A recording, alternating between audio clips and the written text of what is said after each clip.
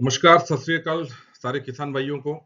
एक सूचना है कि भई फुट एंड माउथ डिजीज़ का जो है कुछ जगह पे आउटब्रेक सुनने में आ रहा है। पर्टिकुलरली जो बॉर्डर एरिया है वहाँ पर, चाहे वो हरियाणा से लगा हुआ बॉर्डर हो, राजस्थान से लगा हुआ बॉर्डर हो या पाकिस्तान से लगा हुआ बॉर्डर हो।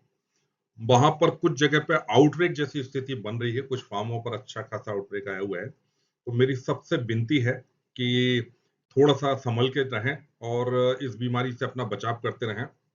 मुझे आपको ये जानकारी देनी थी।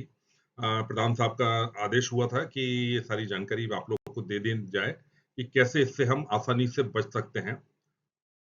देखिए, बाकी सारी चीज़ों पर चर्चा नहीं, बहुत छोटा-सा वीडियो बना रहा हूँ, बहुत ज़्यादा बड़ी चर्चा नहीं कर रहा हूँ। केवल जो यदि जहाँ बीमारी आ गई है, वहाँ पर क्या ट्रीटमेंट करना है, वो मैं बता रहा हूँ। पहली और इम्पोर्टेंट चीज़ है सर, एंटीबायोटिक की ज़रूरत नहीं है क्योंकि ये वायरल डिज़ीज़ है। वायरल में एंटीबायोटिक काम नहीं करती है। एंटीबायोटिक केवल वहाँ लगाना है जब घाव बहुत ज़्यादा सड़ चुका हो या उसमें कोई पस वगैरह जमा हो गई हो, केवल तब। तब तक एंटीबायोटिक की आवश्यकता नहीं है। बुखार रहेगा, पेन होगा, उसके लिए आपको लगाना है 25 एमएल मेलोनेक्स सुबह और शाम दोनों टाइम। साथ ही साथ सेराकाइन प्लस की गोलियाँ सुबह-शाम आप 2-2 गोलियाँ दे सकते हैं। ब्लिस्टर जो मुँह में छाले हो गए हैं, उन छालों के लिए सबसे पहला काम सर करना है कि 2 लीटर लेना है गर्म पानी और उसमें 20 ग्राम मिलानी है फिटकरी का फिटकरी जो एलम होता है, उसको बारीक पीस लें, उसको मिक्स कर लें उसमें और उससे उसको माउथ वॉश करें। माउथ वॉश करने के बाद उसको खाने के लिए दें। इमीडिएटली वो खाने लगेगी। खाने के लिए क्या देना है सर? दलिया या लिट्टी टाइप की कोई चीज़ देनी है। उसके बाद उसके मुँह के छालों के ऊपर में बोरोग्लिसरीन लगा सकते हैं। बोरोग्लिसरीन यदि नहीं मिलती है, तो ग्लिसरीन ले लें। 1 लीटर ग्लिसरीन के अंदर में लगभग 100 ग्राम बोरिक एसिड को डाल करके अच्छे से मिक्स कर लें और उसके मुँह के छालों के ऊपर लगाएँ। अडर के ऊपर लगाने के लिए बिस्प्रेक ऑइंटमेंट आता है, बहुत बढ़िया ऑइंटमेंट है। बिस्प्रेक सिंपल ऑइंटमेंट रहता है, बहुत जल्दी क्योर करता है, उसको लगाएँ। अब पैरों के जो छाले हैं, पैरों के जो घाव हों, घाव को पोटेशियम परमैंगनेट के साथ पहले अच्छे से वॉश करें, धो लें और धोने के बाद में ऑक्सी जो रहता है, गौज को ऑक्सी में भिगो करके ऑक्सी की उस पर पट्टी बाँधें।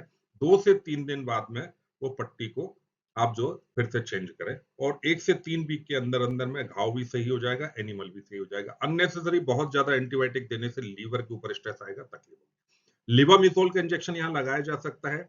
लिवामिसोल जो है वो एक इम्यूनो बूस्टर है, इम्यूनिटी को बूस्ट करता है, तो उसका इंजेक्शन आप लगा सकते हैं। 20 एमएल सब कट लगाना है, ये ख्याल रखें। सर कंट्रोल जहाँ नहीं आया है और भगवान करे ना आए, वहाँ पर कंट्रोल सिर्फ़ और सिर्फ़ 3 चीज़ों से हो सकता है, बायोसिक्योरिटी, वैक्सीनेशन और सीरो मॉनिटरिंग। बायोसिक्योरिटी बहुत, बहुत इम्पोर्टेंट है। किसी को भी अपने फार्म पे आने के लिए फिलहाल मना करें। ये डॉक्टर यदि आपके फार्म पे आ रहा है तो एक एरिया बना लें, डॉक्टर को एनिमल वहीं पर दें और वहीं पर जाकर के उस एनिमल का ट्रीटमेंट कराएँ और डॉक्टर के जाने के बाद में फॉर्मल्डिहाइड का या सोडियम कार्बोनेट का यानी सोडा ऐश का स्प्रे कर दें। जितने एंट्री पॉइंट है जैसे चूना बिछाते हैं, कलई बिछाते हैं, वैसे सोडा ऐश को बिछा करके रखें। आप या कोई भी व्यक्ति जब वहाँ आ रहा है, एंटर हो रहा है, तो वो उसके ऊपर पैर रख करके ही आए। कोई भी व्हीकल फार्म में एंट्री हो रही है, चाहे वो फीड लेके आ रही हो, चाहे वो दूध की व्हीकल हो, उसके टायरों के ऊपर में फॉर्मल्डिहाइड का, फॉर्मलिन का सॉल्यूशन 5% बना करके स्प्रे करना कंपल्सरी है, करना ही करना है, चाहे कुछ हो। इसके अलावा सर सीरो मॉनिटरिंग करना बहुत ज़रूरी है। सीरो मॉनिटरिंग के लिए सर जो टेस्ट है, वो टेस्ट है आपका सॉलिड फेज कॉम्पिटिटिव एलाइज़ा।